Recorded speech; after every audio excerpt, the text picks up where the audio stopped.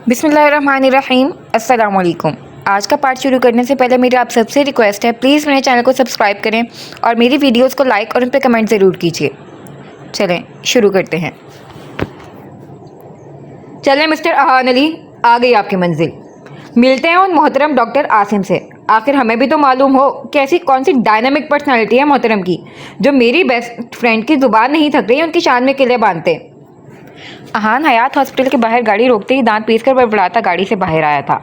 इस एक हफ्ते में रोजाना दीवा के मुंह से डॉक्टर आसिम नामा सुनकर एसपी साहब की बस हो गई थी और आखिरकार आज अपनी सारी मसरूफियत को एक साइड पर डालकर जले भुने दिल के साथ हयात हॉस्पिटल पहुंच गए थे डॉक्टर साहब की मुलाकात का शर्फ हासिल करने। होंगे आप बहुत बड़े डॉक्टर साहब, लेकिन आपको कोई हक हासिल नहीं है कि आप मेरे और मेरी बेस्ट फ्रेंड के खास वक्त में अपनी नाक घुसाएं। अहान बगल में दबी कैप अच्छे से सर पर लगाते हुए मुजरिम की परख पल में कर लेने वाली चेहरा शनाज आंखों पर सन ग्लासेस का पर्दा डाले मगरूर चाल चलता हुआ हॉस्पिटल के एंट्रेंस की तरफ बढ़ा था और एंट्रेंस पर कदम रखते ही एसपी साहब के कदम डगमगाए थे। उफ, अगर दीबा ने देख लिया तो क्या जवाब दूंगा? अहान ने परेशानी से पेशानी मसली, क्योंकि दीबा मैडम का एक नाम क्वेश्चन बैंक भी था। Any problem sir?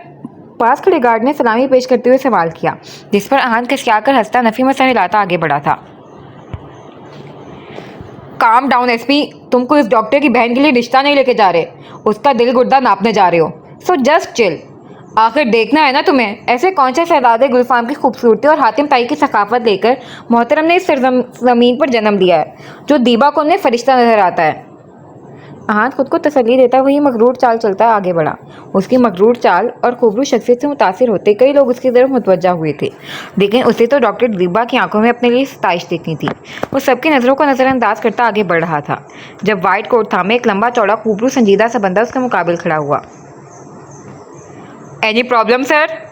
मुकाबिल ने बड़े शाइस्ता लहजे में सवाल किया था। जी, एक्चुअली मुझे डॉक्टर आसिम से मिलना था। अहान उसकी पर्सनैलिटी से मुतासिर होते हुए बोला।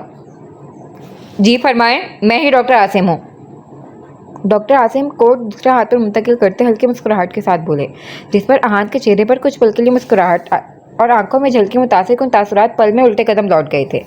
अब भला एसपी साहब को शोभा देता था अपने रकीब से मुतासिर होना या मोतियाँ बिखेर कर बात करना? आखिर को दुश्मनी के भी कोई आदाब होते हैं। अब ऐसी भी कोई मुतासिर कौन शख्सियत नहीं है, आम सा तो है। अहान ब्लैक पैंट पर ब्लू शर्ट को इन शर्ट किए दोनों आसीनों को कोनियों तक फोल्ड करके दाएं हाथ में कीमती चमचमाती घड़ी पहने उस पर कोट डाले ग्रेसफुल से डॉक्टर आसिम का तनकीदी जायजा लेते हुए मुंह ही मुंह में बड़बड़ाया। दिल खट्टा जो हो गया था। आपने कुछ कहा सर? डॉक्टर आसिम ने उसके हिलते लब देख सवाल किया, जिस पर अहान फौरन सर झटकता होश में आया। हाय, I M SP Ahaan Ali. Ahaan ने मसनूई मुस्कुराहट के साथ हाथ आगे किया, जिसको मुकाबले में मुस्कुराते हुए बड़ी नरमी के साथ थाम लिया। Hi, I am doctor Asim and आपको कौन नहीं जानता। मैं तो आपके अपने हॉस्पिटल में देखकर हैरान हूँ। अगर हमारे लायक कोई खिदमत है तो it's honour for me. Doctor Asim खुशदिली से बोले। जी खिदमत नहीं, छोटी सी रिक्वेस्ट है। दरअसल मैं इंटर्न डॉक्टर दीबा का कज़न हूँ। आज को कुछ काम से उन्हें ज़रा जल्दी घर जाना था। उन्होंने बताया कि आप हेड ऑफ द डिपार्टमेंट हैं, तो मैंने सोचा मैं पर्सनली आपसे परमिशन ले लूँ। आई होप आपको कोई इशू नहीं होगा। अहान ने बर वक्त बहाना गढ़ा था, आखिर को अरसलान का बड़ा भाई था, कुछ तो असर होता। जी कोई इशू नहीं है, वैसे भी आधे घंटे में इंटर्न्स की छुट्टी होने वाली है एंड डॉक्टर दीबा आज मेरे साथ ओटी में थी तो फ्री ही होंगी, आप ले जाएं। Okay I am coming, excuse me, ज़रा अर्जेंट है। नर्स के वार्ड की तरफ इशारा करते ही डॉक्टर आसिम माजरत करते आगे बढ़े थे, जबकि मेरे साथ ओटी का सुनकर एसपी साहब ने दांत पीसे थे। अभी वो ख़राब मूड के साथ बिना दीवा को लिए वापसी की राह लेने वाला था कि वो कब से खनकती हुई आवाज़ आई, जिस पर एक बार नहीं एसपी साहब का 100 बार दिल धड़का था। फिर कदम की क्या मजाल जो उठ जाए। हान, आप मेरे अस्पताल में? दीवा दौड़कर उसके पास आती हैरानी से बोली, जिस पर अहान खिसियाकर हंसा था। अब शुरुआत सवालों से हुई थी तो आगे सवालों की बौछार होनी थी। यस डॉक्टर दीबा, इससे पहले कि आप सवालों की मूसलाधार बारिश करें, मैं बता दूं कि मैं यहाँ एक अजीज़ की आदत के लिए आया हूँ। अहान उसकी हैरत से पहली आंखों से नजरें चुराते हुए झट बोला।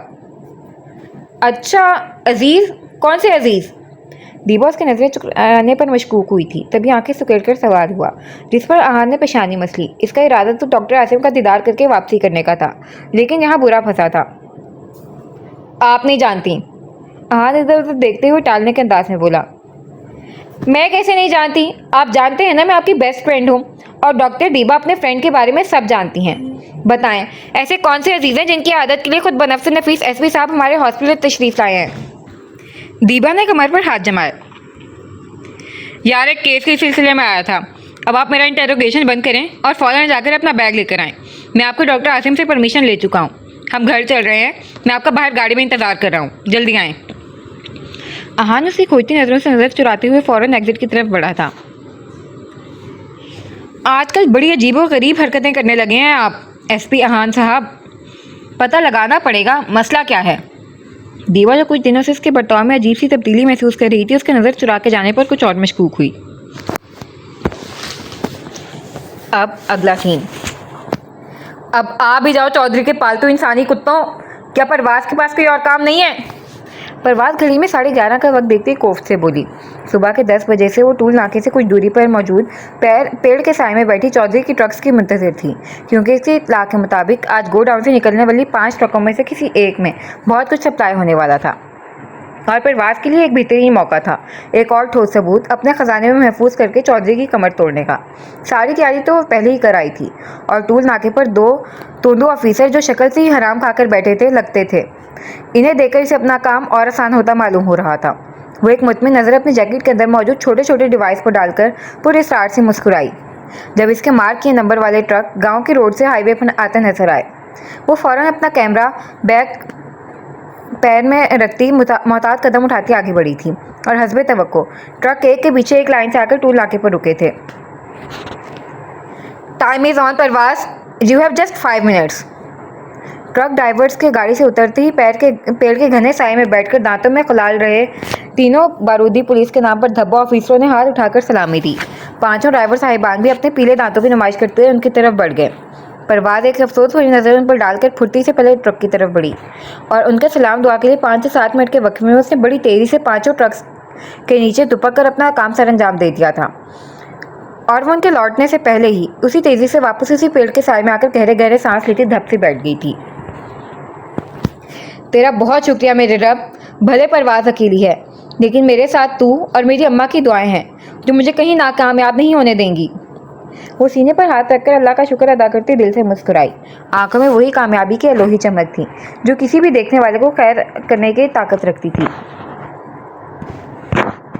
कब तक चौधरी, कब तक अपने गिर्द खोखली हिफाजती दीवार बुलंद करते रहोगे?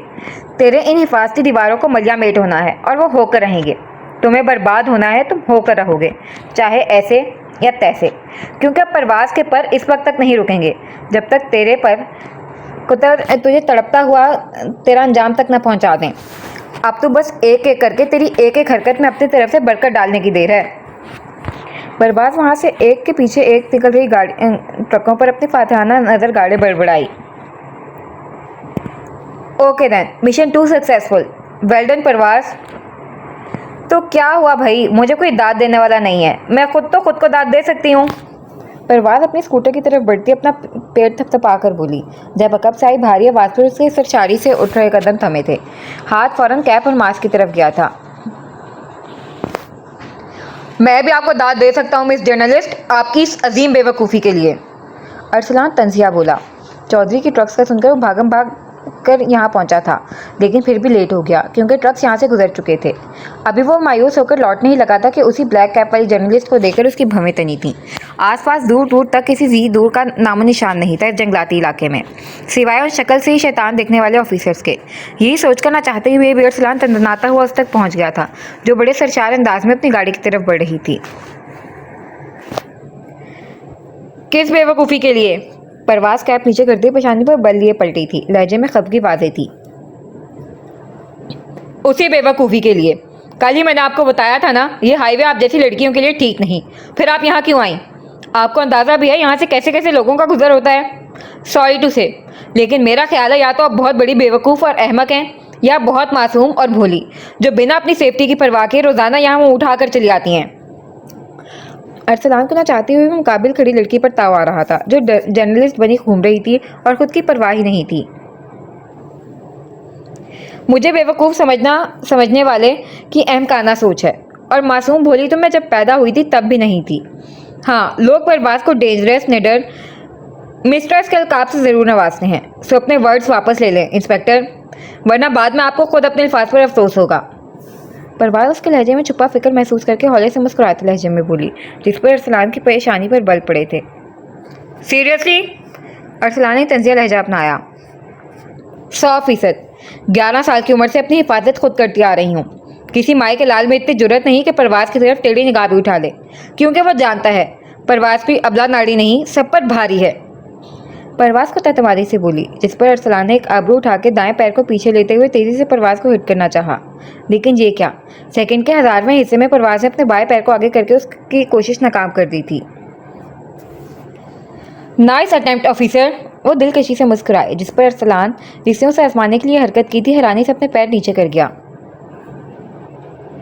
भाई, आप पुलिस वालों की एक चीज़ मुझे बड़ी बुरी लगती है, आप कानून सबूत मांगता है वाले मकूले पर बड़ी सख्ती से अमल आवर होते हैं। इतनी सख्ती से कि आपकी सख्ती की मरहून मिन्नत में कई बेगुनाह कैद और गुनाहगार रिहाई पा जाते हैं, लेकिन आप लोग अपने सिस्टम के ऐसे पीछे नहीं हटते। बहुत बुरी बात है ये। परवाज़ अपनी कैब कुछ और नीचे को सरकाती तासुब से बोली, जिस पर अरसलान ने आंखें सुकेड़ी थीं। और आप जर्नलिस्ट लोग क्या करते हैं? बात का बतंगड़ बनाकर लोगों के दिमाग ख़राब करते हैं, और फिर आपके पास तो कोई सबूत गवाह होता नहीं है, और ख्वार हम पुलिस वाले होते हैं। अरसलान साहब की गैरत फ़ौरन जाग गई थी। हर जर्नलिस्ट बात का बतंगड़ नहीं बनाता मिस्टर, आप इस तरह किसी प्रोफेशन को जज नहीं कर सकते। परवाज़ की फ़ौरन गैरत बिलबिलाई थी। तो आपके ख्याल में हर पुलिस वाला एक जैसा होता है, ये जज करना सही है? अरसलान क्यों पेशे रहता? मैंने जज नहीं किया, जर्नल बात की है। परवाज़ अपना मास्क ऊपर करते दांत पीस कर बोली, मैंने भी जर्नल बात ही की थी। अरसलान उसके झुंझलाहट से लुत्फ़अंदोज़ हो रहा था। तो करें आप अपनी जर्नल लॉज में इजाफा, मैं चलती हूँ। परवाज़ मुकाबिल के इत्मीनान पर झुंझलाती आगे बढ़ी। 2 इत्तेफाक, एक मेरी तलाश। अब अगर तीसरी बार ऐसा कोई इत्तेफाक हुआ तो फिर ये इंस्पेक्टर सबूत तलाश करेगा। अरसलान उसकी पश देख पुरसोच अंदाज में खुद कलामी कर गया। आज भी वो उन आंखों में शनासी भाप गया था, लेकिन सवाल वही था कि मुमकिन कैसे है। अब अगला सीन। अल्लाह हमेशा से मेरा तू ही रहा है, तेरे सिवा ना कोई मेरा था ना है। तूने हमेशा मुझे बेहतर नहीं बेहतरीन से नवाजा है। तूने वो सब मुझे बिन मांगे दिया जिसकी ख्वाहिश हर कोई करता है। तू बेशक मेहरबान है मेरे रब। सिर्फ एक चीज़ की कमी थी मेरी ज़िंदगी में, रिश्तों के खूबसूरत रंगों की। इसे भी तूने नीलम जैसे दोस्त से भर दिया। नीलम जैसी मुखलिस दोस्त के बाद मुझे लगा कि सब रंग मुझसे छिन गए, लेकिन मैं गलत थी। तूने मेरी ज़िंदगी में इस अनमोल तोहफे के ज़रिए मज़ीद खुशियों के रंग भर दिए। इसके लिए मैं तेरी जितनी शुक्रगुजार हूँ कम है। लेकिन एक बार फिर शायद मेरी ज़िंदगी से इन रंगों की रुखसती का वक्त मेरे दरवाजे पर दस्तक दे रहा है। बस फ़र्क इतना है कि अब की बार आखिरी फैसला लेने का इख्तियार मुझे सौंपा गया है, लेकिन मेरी कुछ समझ नहीं आ रहा। अब तू ही कोई रास्ता दिखा मेरे रब, तू ही किसी बेहतरीन नतीजे पर पहुंचा। बेशक मुझे सोबान अजीज़ है, लेकिन मुझे इसकी हिफाजत भी इतनी ही अजीज़ है जो अकेली मैं नहीं कर सकती, ख़ासकर इन हालात में जब वो हैवान मेरे बच्चे पर घात लगाए बैठा इसकी भूख सूंघता घूम रहा है। हिबा इशा की नमाज के बाद सजदे में सर दिए आंसुओं के दरमियान अल्लाह से राज़ो न्याज कर रही थी, जब इसके सर पर नन्हे नन्हे हाथों की थपकी दी गई थी। इसने दोनों हाथों से आंसू साफ करते हुए सर उठाया और मुकाबिल अपने शहजादे को देख मुस्कुराते हुए फौरन ही सब अंदर समेट लिया। मम्मा मम्मा। हिबा के इतनी मोहब्बत से समेटती है सुभान साहब को लाड आया था, लेकिन इन मम्मा को बू आई थी, वो भी दवाइयों के साथ साथ हाथ में कुछ चिपचिपा मादा भी लगा था। शहजादे, कौन सा मिशन कंप्लीट करके आ रहे हैं? हिबा ने सुभान को मशकूक नज़रों से देखते हुए सामने किया। 2-3 अलग अलग किस्म की दवाइयों की बू तो आ ही रही थी, साथ हाथ में अजीब चिपचिपा मादा हिबा को बहुत कुछ समझा रहा था, लेकिन कमरे में डिम लाइट ऑन होने की वजह से वो सही से देख नहीं पा रही थी कि अपने हमेशा की तरह कामयाब मिशन में सुभान साहब ने कारनामा अंजाम क्या दिया है, नतीजा क्या आया है। लेकिन यकीन कामिल था कि वो जो अपनी टेंशन में अभी सुभान को सर्दी खांसी की दवाई खिलाने के बाद दवाइयों को वहीं सोफे पर छोड़ आई थी, उसका यकीनन एक काबिल डॉक्टर के बेटे होने के नाते सुभान साहब ने तफसीली मुआयना किया था। डॉक्टर बाजी, ये सोबी बाबा का दलिया। नूरी कमरे की लाइट ऑन करती हाथ में ट्रे थामे बेड की दूसरी जानिब मुसल्ले पर बैठी हिबा के पास चली आई। बाजी! सुबान पर नजर पड़ते ही मारे सदमे के नूरी की बुरी चीख निकली थी, जिस पर जहां सुबान ने मुंह बनाकर अपने दुश्मन को देखा था, वहीं उसकी होलनाक चीख पर हिबा ने आंखें मींची थीं। नूरी, तुम अपनी ये बेबात भयानक चीख मारने वाली आदत कब छोड़ोगी? हिबा नूरी की दिल दहला देने वाली चीख से कान के पर्दों में हुई और ताश के ज़ेरे असर ऊंची आवाज़ में बोली, जिसे नूरी मैडम ने डांट के ज़ुमरे में लिया था। बाजी जी, आप हमेशा गलत बंदे को डांट पिलाती हैं। नूरी ने मुंह फैलाकर शिकवा किया। नज़र दुश्मन अव्वल पर थी, जो मासूमियत से आंखें पटपटाकर नूरी को सुलगा रहा था। अच्छा जी, अब बताओ, अब कौन सा मुल्क में सैलाब आया है जो तुमने इमरजेंसी अलार्म बजा दिया? क्योंकि बकौल तुम्हारे शरारतों का कभी ना सूखने वाला समंदर मेरे जिगर का गोशा तो मेरी आगोश में है। हिबा उसके खफा चेहरे पर नजरें गाड़े आपके असल मसले की तरफ आई थी, यकीन होते हुए भी कि सुबान लाजमी मुलविस रहा होगा। साथ ममता के हाथों मजबूर छोटा सा उम्मीद का दिया रोशन था कि वजह सुबान नहीं होगा। लो जी डॉक्टर बाजी, कर लो बात। अब समंदर आपके आगोश में समा गया तो इसका मतलब ये थोड़ी ना है कि समंदर की मचाई तबाही भी आपके आगोश में सुकून की सांस ले रहा है। नूरी बेड पर ट्रे रखती सोफे के पास सुबान नामी सुनामी की मचाई तबाही पर नजर डालकर मजे से बोली। आंखों में लोही चमक थी कि आज दुश्मन की इज्जत अफजाई पक्की है। नूरी, साफ बात करोगी?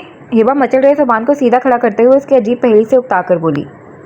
ओ जी डॉक्टर बाजी, साफ बात तो आईने से ज़्यादा साफ है, बस आपके कमरे में गंद फैल गया है। साथ आपके शहजादे भी नहाए धोए साफ सुथरे हुए आपकी गोद में जलवा अफरोज हैं। नूरी ने मजे से कहते हुए अपने दुश्मन का पर्दाफाश किया, मतलब सुबान साहब को पलटाकर इन मुख्तलिफ दवाइयों के रंगों से रंगी पश्त हिबा की आंखों के सामने की। सुबान! हिबा ने सदमे से अपने बड़े चाव से सुबान के लिए खरीदी गई क्रीम कलर के स्वेटर पर ऑरेंज, ग्रीन, येलो कलर की दवाइयों से मिलकर बना न जाने किस चीज़ की पेंटिंग को देखा। देख लिया बाजी जी अपने तख्लीककार बेटे को, डॉक्टर के बेटे हैं तो मुसव्वरी के लिए भी दवाइयों का इस्तेमाल किया है। सिर्फ यहाँ ही नहीं, इस महान मुसव्विर की असल तस्वीर तो वहाँ है, वहाँ नजर करम करें। नूरी तरह तरह के मुंह बना रहे सुबान को गोद में उठाया, दुश्मनी के सारे तकाजे खुश खूबी से निभा रही थी। इसके बाद पर सदमा ज़दा से हिबा मुसल्ला समेट कर अपनी जगह खड़ी होती सोफे के सामने का मंजर देख तो सही मायनों में चकरा कर रह गई थी, जहाँ टी टेबल के सामने दवाइयों की बट्टी के साथ सुबान के सारे दवाइयों के ढक्कन खुले शीशे इधर उधर लटके हुए थे। ऐसा लग रहा था जैसे चार शराबी ने नशा करने के बाद गंद वहीं फैलाकर छोड़कर फरार हो गए हों। मैं इतना फिट करके ढक्कन लगाती हूँ सिरप का, फिर आपने कैसे खोल लिया शहजादे? हिबा ने सदमे से अपने शहजादे से पूछा, जो बड़ी बड़ी बटन जैसी आंखें खोले माँ की नज़रों के ताक़ुब में तो ऐसे देख रहे थे जैसे खुदा का खासा ये सब किसी और ने किया हो, जबकि नूरी के दांत पूरी तरह बाहर आ गए थे, मतलब दुश्मन की डांट बस एक कदम दूर थी। नूरी बेटा, इसे मुझे दो, मैं इसे वाइप से साफ कर देती हूँ। अभी पानी डाला तो सोने तक नाक आंख सर्दी से सुर्ख कर लेनी है, और मेरे पास कोई दवाई मौजूद नहीं है, और ना ही फ्लैट के नीचे वाली मेडिकल खुली होगी। हिबा सदमे से निकलकर सुबान की तरफ हाथ बढ़ाए हुए बोली, जिस पर नूरी ने मुंह बसूल के बुरे बुरे मुंह बना रहे सुबान साहब को हिबा की तरफ बढ़ाया। और प्लीज़ इस कालीन को उठाकर बाहर रखाओ, कल लॉन्ड्री में दे आना। अभी वहाँ मॉप से पोछा मार दो।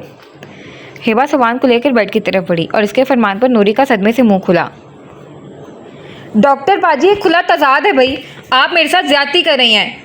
नूरी ने सदमे से निकलते हुए दांत दिखा रहे सुबान को देख एहतजाज बुलंद किया। ज्यादती? हिबा ने चुंबे से नूरी का एहतजाज मुलाहिजा किया। ये ज्यादती नहीं तो और क्या है बाजी जी? एक तो वैसे ही मेरे दुश्मन को डांट नहीं लगाने पर मैं सदमे में हूँ, दूसरा आप इनका बहलाया गन मुझसे साफ करा के मेरे जख्मों पर नमक छिड़कते हुए दुश्मन को खुश होने का मौका दे रही हैं। नूरी ने मुंह फुलाकर लफ्ज़ की ज्यादती अपने हिसाब से तशवीश की, जिस पर हिबा ने तासुब से सर हिलाया। नूरी और सुबान साहब की दुश्मनी का कोई हल नहीं था, ये अमर अजय दुश्मनी थी। नूरी, ना डॉक्टर बाजी, अब ये मत कहना कि बच्चा है, ये बच्चे ज़रूर है लेकिन दिमाग इनका बड़ा ही कोई शातिर खिलाड़ियों जैसा है। अपने दाव खेलकर बच्चे के आड़ में बच जाते हैं, और काम डांट दोनों मेरे हिस्से आता है। मुझे पक्का यकीन है ये सोबी बाबा ने साजिशी तौर पर जानकर किया है, ताकि मुझे काम लगे और वो मज़े लें। नूरी हिबा की बात काटकर खरगोश की तरह दांत दिखा रहे सुबान को घूरती रोहानसी हुई। अच्छा भाई, मान लिया, अब जाओ जल्दी अपना काम कराओ, मैं भी अपना काम कर लूँ। और शहजादे, आप भी नूरी आपके खिलाफ साजिश नहीं करेंगे। अब डांट दिया मैंने इन्हें भी, खुश? हिबा ने मसनूई गुस्से से सुबान को डांट पिलाई थी, जिस पर नूरी दांत दिखाते जी बाजी कहती वहाँ से निकल गई। पागल है पूरी। हिबा ने मुस्कुराते हुए नफ़ी में सर हिलाया। सुभान और नूरी मुश्किल वक्त में भी उसके चेहरे पर मुस्कुराहट ले आते थे। अब आप दांत नहीं निकालें, आपको वाकई डांट पड़ेगी अब। हिबा दांत दिखा रहे सुभान को बेड पर बिठाती हुई मसनूई खफगी से बोली। फिर बेड पर बिठाकर वाइप्स की मदद से हाथ पैरों में लगे दवाई को साफ करने लगी, जबकि नूरी भी मॉप लेकर सरशाड़ी से कमरे की सफाई करने लगी थी। फिर 10 से 15 मिनट बाद ही नूरी मुंह हाथ धोकर हिबा के पास चली आई। नूरी, तुम आज घर क्यों नहीं गई? हिबा ने सुभान के जैकेट का जिप बंद करते हुए पूछा, जबकि जवाब वो जानती थी। कल जब से आप घर आई हैं परेशान है डॉक्टर बाजी, ना सही से खा रही हैं ना सही से कुछ बोल रही हैं, यहाँ तक कि मुझे डांट भी नहीं पिला रही। कल भी मुसल्ले पे बैठी रो रही थी, आज भी रो रही थी। अब बताएं ऐसे में नूरी के कदम घर के लिए कैसे उठ सकते हैं? नूरी दुपट्टे से हाथ साफ करती बेड पर उसके मुकाबले आकर बैठ गई। हिबा ने सुभान को गोद में लुटाते हुए मोहब्बत से उसकी मोहब्बत को देखा। कुछ लोगों का दिल बहुत अनमोल होता है, जिनसे खून का रिश्ता नहीं जुड़ता उनसे वो दिल का अनमोल रिश्ता जोड़ लेते हैं और हर कदम पर उनकी खुशी गम का एहसास करते हुए उन्हें अपने होने का एहसास दिलाते हैं।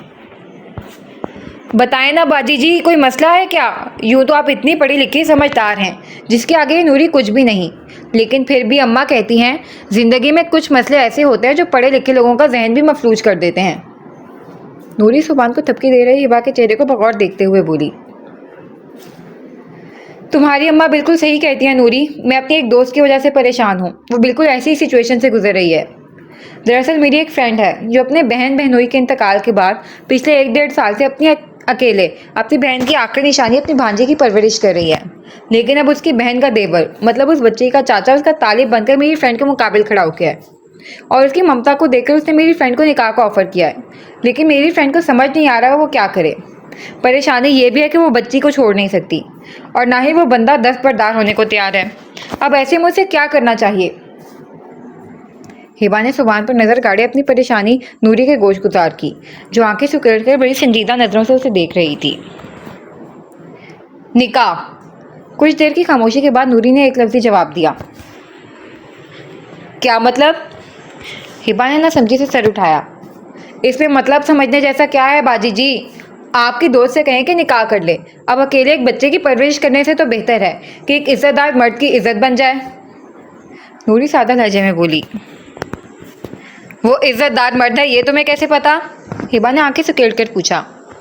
बाजी जी, अम्मा कहती हैं एक इज्जतदार मर्द ही इज्जत से औरत को इज्जत बनाने की बात करता है, वरना अयाश मर्दों के लिए हज़ारों रास्ते होते हैं। अब आप ही सोचें, वो आदमी चाहता तो यूँ भी आपकी दोस्त से बच्ची ले सकता था, या उल्टे सीधे हटकंडे आजमा कर आपकी दोस्त को परेशान कर सकता था, लेकिन उसने इज्जत से निकाह की बात की है। तो इसका मतलब क्या हुआ? नूरी ने उल्टा सवाल किया, जिस पर हिबा की आंखों में हशाम का साहिबा लहराया था। अच्छा मैं खाना लगा दूं, सोबी बाबा सो गए हैं, आप इन्हें लिटाकर टेबल पर आ जाएं। नूरी हल्की मुस्कुराहट के साथ कहती टेबल से उठ गई। और बाजी जी, अम्मा कहती हैं परेशानी को जितना सोचेंगी वो उतनी ही बड़ी नजर आएगी, इसलिए सब अल्लाह पर छोड़ दें, वो अपने बंदे के लिए बेहतर नहीं बेहतरीन सोचता है। नूरी दरवाजे से पलट कर कहती नरम मुस्कुराहट हिबा की तरफ उछाल कर निकल गई थी। पीछे हिबा सूदगी से मुस्कुरा दी। अब अगला सीन। मामा जानी प्लीज़ जल्दी से कुछ स्पेशल तनावुल के लिए दे दें। यकीन करें आज आपके हस्बैंड ने बहुत थकाया मासूम बच्चे को और लंच भी नहीं करने दिया, प्लीज़। अरसलान ने अली विला में कदम रखते ही बिना सलाम दुआ के बावाज़े बुलंद तहसीन बेगम को आवाज़ लगाई थी। उसका जब लाट उठाने का मूड होता था तो वो तहसीन बेगम को मामा जानी कहकर मुखातिब करता था, जिस पर तहसीन बेगम फूले नहीं समाती थीं। अभी भी अपने लाडले की पुकार पर खुशी से दुबाला होती वो हाथ पहुँचती किचन से बाहर आई थी। माना कि बहुत बड़े नदीदे हो, लेकिन लाजिम तो नहीं तुम पर कि हर वक्त नदीदेपन का मुजाहरा करो। मतलब घर में दाखिल होते ही इखलाक की चटनी के साथ लिहाज नामी रोटी को चटखारे लेकर चट कर गए। अल्लाह अल्लाह क्या दिन आ गए हैं। सोफे पर बैठी निशमा ने गोलगप्पे के साथ भरपूर इंसाफ करते हुए न जाने अरसलान से कब का बदला निकाला। अल्लाह अल्लाह वाकई में क्या दिन आ गए हैं। अब तवा कढ़ाई से कह रहा है कि तुम काली हो, क़यामत के आसार हैं सब। अरसलान मज़े से जवाबी कार्रवाई करता सोफों की तरफ चला आया। तुम लानती इंस्पेक्टर, तुमने ये कढ़ाई किसे कहा? निशमा प्लेट सामने टी टेबल पर रखती कमर पर हाथ रखकर लड़ाका और कुत्तों की तरह पूछ गई। ओह सॉरी, तुम्हें बुरा लगा क्या कि मैंने तुम्हें बेबी एलिफेंट नहीं कहा? कोई नहीं है, अभी गाना सुना देता हूँ तुम्हारी शान में। आखिर को मेरी लौती फुप्पो की 10 मिलाकर एक ही बेटी हो। अरसलान आंखों में शरारत लिए फ़ौरन माज़रत ख्वाह अंदाज में बोला।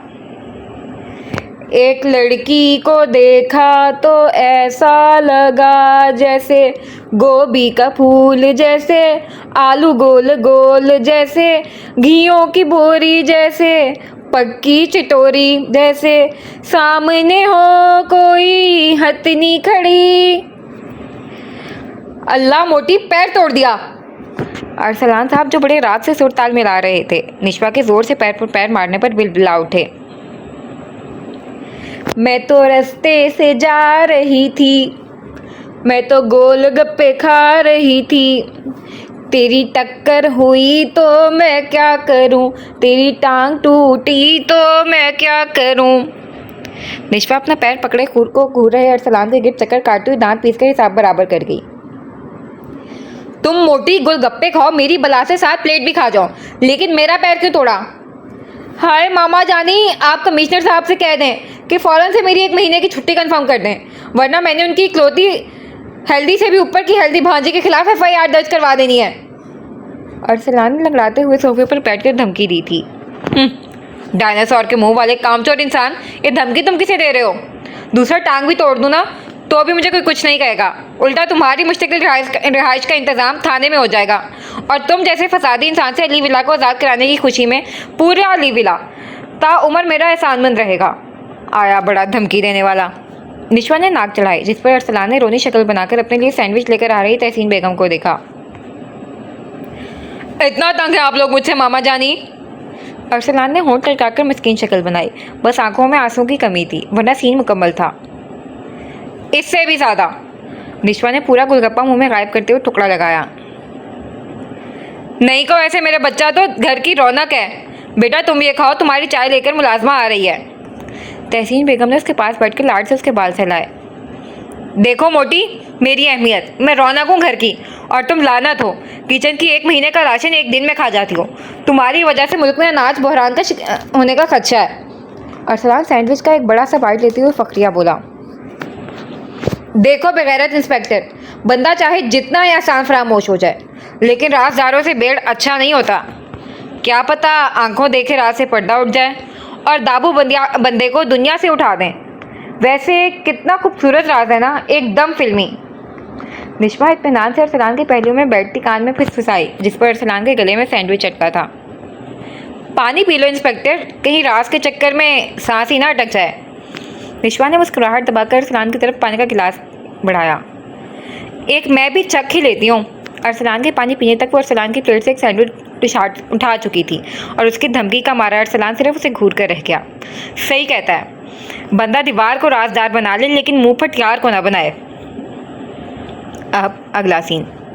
आज तीसरे दिन वो उसी रेस्टोरेंट के उसी टेबल के गिर्द कुर्सी पर सोबान को नरमी से अपने आगोश में समेटे खामोश बैठी थी। सामने ही हशाम और राफे भी लबसिए बैठे थे। लबकुशाई करने में कोई शायद पहल नहीं करना चाहता था, या शायद लफ्ज़ों का ज़ख़ीरा नाकाफ़ी था इस मानीखेज़ खामोशी को तोड़ने के लिए। हशाम को फिक्र थी कि अगर हिबा ने इनकार कर दिया तो उसकी परेशानी दुबाला हो जाएगी। ना वो सोबान से दस्तबरदार हो पाएगा, ना जानकर हिबा की ममता को इग्नोर कर पाएगा, और ना ही बिना हिबा के मदद के सोबान को एक मुकम्मल ज़िंदगी दे पाएगा। जबकि दूसरी तरफ अपने मुश्किल फैसले पर हज़ारों बार रोशनी डालकर न जाने कई पहलुओं से देखने के बाद एक नतीजे पर पहुंचकर सारी हिम्मत जमा करके यहाँ आई हिबा का हाल अब भी बेहाल था। मेरा ख्याल है आप दोनों को तन्हाई में बात करनी चाहिए, आप लोग ज़्यादा कंफर्टेबल रहेंगे। खामोशी की मुद्दत तवील होते राफे ने गला खनकारा, जिस पर दोनों चौंक कर होश में आए। दरअसल मुझे भूख भी जोरों की लगी है, तो आप लोग तब तक बातें करें, मैं और शहजादे सोबान कुछ पेट पूजा करके आते हैं। ओके बडी? राफे हशाम पर कंधा पर थपकी देता अपनी जगह से उठकर हिबा के पास आया था, जिसने खामोशी से सोबान को उसकी तरफ बढ़ा दिया था। ओके डॉक्टर, हम आते हैं, चले चैम। राफे दोनों को हाथ दिखाता मुंह बसूर रहे सोबान को लेकर कैंटीन साइड बढ़ गया। अब टेबल पर वो दोनों थे और खामोशी थी। दोनों एक दूसरे की पहल करने के मुंतज़िर थे। पहले आप में अक्सर गाड़ी छूट जाती है, तो चलें आप पहले अपना फ़ैसला बता दें, ताकि इस हिसाब से मैं बात आगे ले जाऊँ। हशाम कुछ पल के इंतजार के बाद अपनी जगह सीधा होता गला खनकार कर बोला, जिस पर हिबा ने लब चबाते हुए भीग रही हथेलियों को आपस में मसला था। बड़े बड़े ऑपरेशन करते हुए जिस डॉक्टर के हाथ नहीं कांपते थे, आज अपने छोटे से उम्र के लड़के के आगे अपना फैसला सुनाते हुए डॉक्टर हिबा की हालत गैर हो रही थी। इतनी सर्दी में पेशानी और हाथ बार बार अरकालूद हो रहे थे। शायद आपका जवाब ना है। खैर, जैसे आपकी मर्जी। हशाम संजीदा नजरों से उसे देखता फुर्दगी से बोला, नहीं, बिल्कुल भी नहीं। मुझे कॉन्ट्रैक्ट मंजूर है, बट मेरी कुछ शराइत और कुछ सवाल हैं। हिबा फ़ौरन अपनी पेशानी से पसीना पोंछती एक ही सांस में बोल गई, वो भला अपने शहजादे के बगैर कैसे जी सकती थी, जो बेवकूफ़ों की तरह अपनी मौत के परवाने पर दस्तक करती। Thank God. हशाम ने बेसाख्ता आंखें बंद करके ठंडी सांस खा ली थी, जिस पर हिबा ने नासमझी से उसे देखा था। इस थैंक गॉड का क्या मतलब हुआ? हिबा ने आंखें से कर पूछा, जिस पर हशाम गड़बड़ाया। फिर चेहरे के खुशकुन तासुरात संजीदा करता मुकम्मल उसकी तरफ मुतवज्जे हुआ, जो अजीब नाफहम नज़रों से उसे ही देख रही थी। कोई मतलब नहीं है, बल्कि मुद्दा है यहाँ हमारे निकाह का। निकाह का नहीं, कॉन्ट्रैक्ट का। हिबा ने तस्दीक करना ज़रूरी समझा। जी, कॉन्ट्रैक्ट का। मेहरबानी होगी अगर आप मुझे डिस्ट्रैक्ट नहीं करेंगी। हशाम बदमज़ा हुआ, मतलब अभी निकाह की बात भी शुरू नहीं हुई और रोक टोक शुरू। सबसे पहले मैं आपका अपना तारुफ करवा देता हूँ। मैं हूँ हशाम अंसार अली। मेरे दाबू एक रिटायर्ड आर्मी ऑफिसर हैं। खुद मेरे डैडी भी आर्मी में हैं। बाकी मेरे डैडी से बड़े 2 भाई हैं। बड़े ताया आईजी हैं, अतहर अली नाम लाजमी सुना होगा। दूसरे ताया के नाम से भी आप वाकिफ़ होंगी, कमिश्नर अकबर अली, जिन्हें हम चाचू कहते हैं, क्योंकि हमारे पास चाचू की कमी थी। फिर मेरे 2 कज़न हैं, एसपी अहान और इंस्पेक्टर अरसलान। एक बहन है जिनसे आप मिल चुकी हैं, डॉक्टर दीबा। And most important 3 beautiful ladies हैं। मेरी 2 ताई और 1 मॉम है। और अब हम सब मिलकर अली विला में रहते हैं, मतलब जॉइंट फैमिली सिस्टम है, जो हमें बहुत अजीज़ है। हशाम ने अपनी बात को मुख्तसर से शुरू करके तफसील से ख़त्म करते हुए टेबल से मिनरल वाटर उठाया था, जबकि हिबा मुंह खोले लफ्ज़ मुख्तसर का इस्तेमाल कहाँ किया गया था ढूंढ रही थी। क्या हुआ, कोई परेशानी है? हशाम ने उसे मुंह खोले देख हैरानी से पूछा। ये आपका मुख्तसर तारुफ था? हिबा से हजम नहीं हुआ था तभी सवाल करके, जिस पर हशाम के लब मुस्कुराए।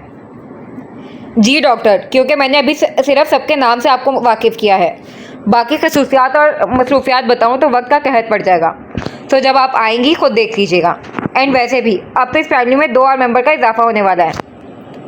हशाम दिलकशी से मुस्कुराया। ये सोच उसे सुकून बख्श रही थी कि अब उसके भाई की परछाई उनके आंगन में बाहर बनकर उतरेगी। मैं कुछ समझी नहीं, हिबा ठटक के बोली। आप क्या नहीं समझी? हशाम उसका ठटकना नोट कर चुका था, तभी मुस्कुराहट समेट कर पूछा। यही आपकी फैमिली में 2 अफराद का इजाफा होने वाली है बात। हिबा ने 2 अफराद पर जोर दिया। आपसे इतने हमकाना सवाल की उम्मीद नहीं थी डॉक्टर। हशाम उसका मतलब समझकर अनजान होने पर तासुफ से बोला। आपकी उम्मीद पर खरा उतरने की मैंने जिम्मेदारी नहीं उठाई है, आप अपने मतलब की बात करें। हिबा बेलचक अंदाज में बोली। उसका कॉन्ट्रैक्ट के लिए हशाम के घर शिफ्ट होने जैसा कोई इरादा नहीं था। उसने सिर्फ हशाम और नूरी की जायज़ नाजायज़ बात को ध्यान में रखकर फैसला लिया था। जबकि इसके अंदाज पर हशाम की पेशानी पर बल नमदार हुए थे, तभी 2 टोक अंदाज में गोया हुआ। वेल डॉक्टर, इतने सारे कन्फ्यूजन के बजाय मैं टू दी पॉइंट बात करता हूँ। हशाम ने नज़रें बराह रास्त मुकाबिल के चेहरे पर गाड़ी। हमारे निकाह के बाद, बल्कि निकाह से पहले ही आप अपने तमाम ज़रूरियाती अशिया के साथ अली विला शिफ्ट हो रही हैं। व्हाट? हिबा को झटका लगा था। वो फ़ौरन अपनी जगह खड़ी हुई थी। कॉन्ट्रैक्ट हो रहा है हमारे दरमियान, नॉर्मल निकाह नहीं हो रहा। फिर मैं क्यों आपके विला में शिफ्ट करूं? हिबा ने पेशाने पर बल लिए याद दहानी कराई। सबसे पहले तो आप इस नॉर्मल निकाह और हमारे निकाह के दरमियान के फ़र्क पर रोशनी डालें। क्या फ़र्क है दोनों में? क्या हमारे निकाह में हम 3 की जगह 6 बार कबूले कहने वाले हैं, या 1.5 बार से मामला रफा दफा करेंगे? हशाम उसके बराबर खड़ा होता टेबल पर हाथ जमाकर तीखे अंदाज में पूछ गया, जिस पर हिबा की पेशानी पर नागवारी के बल वाज़ेह नजर आए थे। देखें डॉक्टर, निकाह निकाह होता है, और रही बात कॉन्ट्रैक्ट की तो वो हमारे दरमियान की बात है। मैं आपसे निकाह कर रहा हूँ, मतलब आपको अपना महरम, अपनी इज्जत बना रहा हूँ, और इज्जत को हम इज्जत से अपने घर ले जाते हैं। इस तरह बीच राह में अकेला नहीं छोड़ देते। नॉर्मल शादियों की तरह हमारा निकाह भी हमें एक दूसरे पर पूरे इख्तियारात देगा। बस फ़र्क इतना है कि हमारे बीच मौजूद ये कागज़ का टुकड़ा हमें इसके तकाज़े निभाने से बाज रखेगा। And one most important thing, मैंने आपको पूरी दुनिया के सामने रस्म रिवाज के साथ इज्जत से ब्याह कर अपने विला ले जाऊंगा। बुज़दिल मर्द नहीं हूँ जो 4 गवाहान की मौजूदगी में बंद कमरे में कबूल है कहकर मुँह छुपा कर निकल जाऊँ। हशाम ने एक ही बार में हिबा के सारे ढीले नट बोल्ट टाइट कर दिए थे। लेकिन मुझे ठीक नहीं लग रहा। मैं अपने फ्लैट में ठीक हूँ, आपसे रिश्ता जुड़ने के बाद आप मेरे फ्लैट आकर सोबान से मिल सकते हैं या कहीं भी मिल सकते हैं। फिर फैमिली इन्वॉल्व करके इस पूरे ड्रामे के एंड पर पूरी फैमिली को हर्ट करने का क्या मकसद हुआ भला? हिबा हाथ में उड़ती अपनी जगह वापस बैठ गई। लाख कोशिश के बाद भी आवाज़ में सख्ती नहीं समझ सकी थी। अव्वल तो ये मैं आपसे निकाह कर रहा हूँ गुनाह नहीं जो दुनिया से छुपा कर रखूँ, फिर वो सब बात की बात है डॉक्टर। और अगर मुझे चोरों की तरह आपके फ्लैट और बाहर अंदर और बाहर ही मिलना होता तो मैं ये निकाह का खड़ा ही क्यों पालता? हाँ, अगर आपको आपकी प्राइवेसी की फ़िक्र है तो डोंट वरी। मेरी फैमिली बड़ी भले ही जॉइंट है, लेकिन वहाँ सबको उसके हिस्से की स्पेस दी जाती है। हशाम कुछ सोचकर बोला, नहीं ऐसी बात नहीं है। खैर ये सब तो कॉन्ट्रैक्ट के दरमियान की बातें हो गई जो मुकर्ररा मुद्दत के बाद हैप्पीली और सैडली ख़त्म हो जाएगी। मसला ये है अगर बात सुबह में बड़े होकर हम दोनों का साथ चाहा तो क्या होगा इस कॉन्ट्रैक्ट का? हिबा ने बात बदलते हुए कब से मचल रहे सवाल को अल्फाज दिए।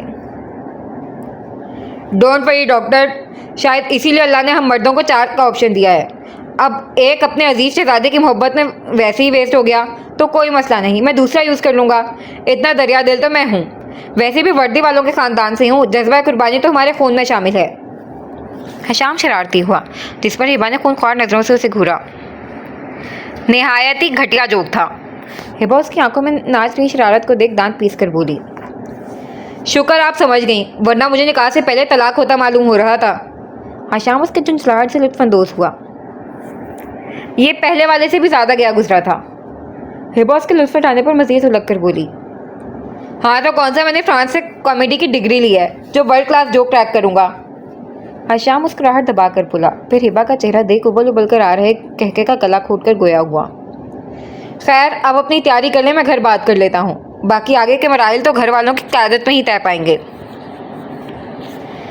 मेरा ख्याल है आप अपने फैसले पर एक बार फिर गौर कर लें। मेरी तो खैर है, लेकिन आपके फैमिली की इमोशंस का सवाल है, क्योंकि ये रिश्ता 2 फरीकैन तक महदूद नहीं रहता। हिबा ने एक बार फिर कोशिश की। फैसलों पर बार बार गौर करने से फासले बढ़कर इरादे कमज़ोर हो जाते हैं, लेकिन मैं जल्द अज जल्द ये फैसला समेटना चाहता हूँ। अली इरा के दरो दीवार में फिर से सुबान की किलकारियों में अपने भाई का कहका सुनना चाहता हूँ, जिसमें ताक़ीर मेरे ज़ब्त का कड़ा इम्तिहान है। हशाम अपनी तरफ आ रहे राफी के गोद में मौजूद सुबान पर नज़र टिकाए बोला, जिस पर हिबा ने पलट कर पीछे देखा था। सच बताएं डॉक्टर हिबा, ये शहजादे हमेशा से इतने मगरूर हैं या अपने चाचू की सोबत में बिगड़ गए हैं? मतलब है कि मजाल है जिस आधे घंटे में इन्होंने ज़रा मुझसे कोई बात की हो। शक्ल बिल्कुल सड़े हुए इंसान की तरह बनाए मुझे घूर रहे थे। इनके इस कदर संजीदा प्लस संजीदा इस पर तजाद मासूम शक्ल देख तो लोग मुझे मशकूक नज़रों से देख रहे थे। शुक्र मैं फिर भी 1 पीस में लौट आया। राफे मुँह बहुत जरूर है सुबान को टेबल पर बिठाते हुए थके अंदाज में बोला, जिस पर हशाम ने उसे घूरा था। औरों का पता नहीं, लेकिन मेरे शहजादे मगरूर नहीं, बस मेरे ज़्यादा आदी हैं तो जल्द किसी से घुलते मिलते नहीं हैं। हिबा मुँह बसूर रहे सुबान के गाल पर लगा चॉकलेट साफ करते हुए बोली, और इसकी लोगों वाली बात पर हशाम की भवें तनी। और बहुत जल्द मेरे भी आदी हो जाएंगे। Oops sorry. हशाम ने जैसे ही सुबान को उठाने के लिए हाथ बढ़ाया, हिबा के हाथ से मिस होते ही शर्मिंदा सा हाथ पीछे खींच लिया। मतलब यहाँ मामला डन हो गया? राफी ने बत्तीसी की नुमाइश करते हुए पूछा, जिस पर हशाम ने सुबान को शॉल उड़ा रही हिबा पर नज़र टिकाया, इस बात में सर हिलाया। मैं चलती हूँ, मार्केट में कुछ काम है मुझे। हिबा अपना पर्स संभालती उठ खड़ी हुई। आपको नहीं लगता सुबान को प्यार करने का मुझे भी हक है? हशाम उसकी तैयारी देख तीखे के लहजे में पूछ गया। आपका हक है, तभी डॉक्टर हिबा आपके मुकाबिल खड़ी हैं, वरना पहली मुलाकात का ऑपरेशन भूलने लायक तो नहीं था। लें। हिबा ने जिताते हुए सुबान को थोड़ा उसकी तरफ झुकाया, फिर चुपती नज़रों से उसे सुबान का एक एक नक्श चूमकर मोहब्बत उठाता देखती रही, और इसके फ्री होते ही लंबे लंबे डग उठाती वहाँ से निकल गई। दुनिया की कोई आखिरी जेलस डॉक्टर है। हशाम ने दांत पीसे। अदब से गुस्ताख, अब वो मेरी होने वाली भाभी है, जिसने पहली मुलाकात में तुम्हारा ऑपरेशन किया था। मुझे तो लग रहा है अब तो रोज़ाना ही मरहम पट्टी किया हुआ मिलेगा डॉक्टर। भाभी जो ला रहा है। हा हा हा। राफे बोलने के साथ पूरी रफ्तार से भागा था, और हशाम उसके पीछे, दोनों घोड़े के घोड़े होकर इतने लोगों की मौजूदगी को फरामोश किए एक दूसरे के पीछे भाग रहे थे। अब अगला सीन। बहुत खूब चौधरी, जितनी सफाई से तुम हरामखोरी करते हो, इसकी 1 गुना सफाई से अगर अपने पीले गंदे दांत साफ करते तो बाद में हंगम लगाए कहके से माहौल में फैलती गंदी बदबू से लोग मुरव्वत की मौत नहीं मरते। परवाज ने लैपटॉप में अपने लगाए डिवाइस का रिजल्ट देखते हुए आंखों में चमक लिए तबसरा किया। नजरें सामने स्क्रीन पर थीं, जहां ट्रक से रेड क्रॉस के मार्क वाली बोरियों को अलग करके निकाला गया था। चलो, यहाँ से एक क्लू तो मिला, अगली बार टारगेट बदलेंगे। परवाज बोरियों पर नजर टिकाए पूरे स्टार्ट से मुस्कुराई। जब पास रखा उसका फ़ोन रिंग हुआ। स्क्रीन पर अम्मा कॉलिंग देकर उसके खूबसूरत लब अंदाज में मुस्कुराए थे। इसे गांव से आए 2 हफ्ते होने को आए थे। नाराज़गी के इज़हार के लिए इसे नूर बानो से सही से बात नहीं की थी। हाँ, अलबत्ता अरसलान का उसे फ्लैट पर छोड़ने से लेकर हॉस्टल तक ड्रॉप करके पैसे देने तक एक एक बात तफसील में जाकर बताई थी, इस उम्मीद पर कि क्या खबर इसी बहाने अम्मा को अपने फरिश्ते सिफ्त साहब जी में एक आम इंसान नजर आ जाए। लेकिन ऐसा हुआ बिल्कुल नहीं था। अम्मा तो अपने साहब जी की मुरीद बनी हुई थी। उल्टा मुंतहा की तबीयत साफ कर दी कि वो एक आला तरबियत याफ्ता आइडियल बेटा है, जो इस तरह फैमिली को ठेस नहीं पहुंचाना चाहता। वक्त आने पर सब ठीक कर देगा। अस्सलामुअलैकुम। मुंतहा ने फ़ोन स्पीकर पर रखकर नरूठेपन से सलामती भेजी, जिस पर दूसरी तरफ नूर बानो को पतंगे लग गए। वालेकुम अस्सलाम। लड़की, ये कौन सा अंदाज है और कितने साल तक ये खामोश एहतजाज करने का इरादा रखती हो? अल्लाह पूछे, इतना सोना फरिश्ते सिर्फ शौहर मिला है, लेकिन मजाल है जो तुम्हारे मुंह से शुक्र के 2 लफ्ज़ फूटे हो। बैठी हो मुंह फुलाए, नहीं बताओ ज़रा, है पूरे गांव में किसी का मेरी मुन्नू जितना ऊंचा बख्त? चिराग लेकर ढूंढती तब भी मुझे मेरे साहब जी की जूती के बराबर जीवन साथी नहीं मिलता तेरे लिए, लेकिन तू है कि तेरे नखरे ही ख़त्म नहीं होने का नाम ले ले। हद है शुक्री की।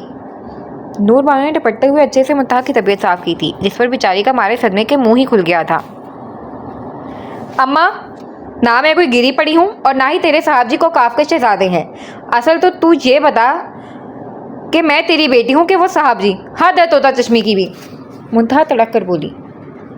लड़की, बता रही हूँ, सुधर जा, शौहर है तेरा, अदब से बात कर।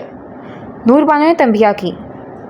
अम्मा, तू मुझे ही तंबिया क्यों कर रही है? तेरा हातिम ताई वर्जन 2 साहब जी मुझे छोड़ गया था, मैंने उसे नहीं। मुंतहा ने एहतजाज किया। लड़की, शौहर है वो तुम्हारा, ये क्या गुस्ताख लहजा अपनाया हुआ है? खामोशी से साहब जी को फ़ोन करके खबर खैरियत मालूम कर, और ख़बरदार जो इनकार किया, मैं जानती हूँ तुझे अभी तक तौफीक नहीं हुई होगी साहब जी को एक बार फ़ोन करने की।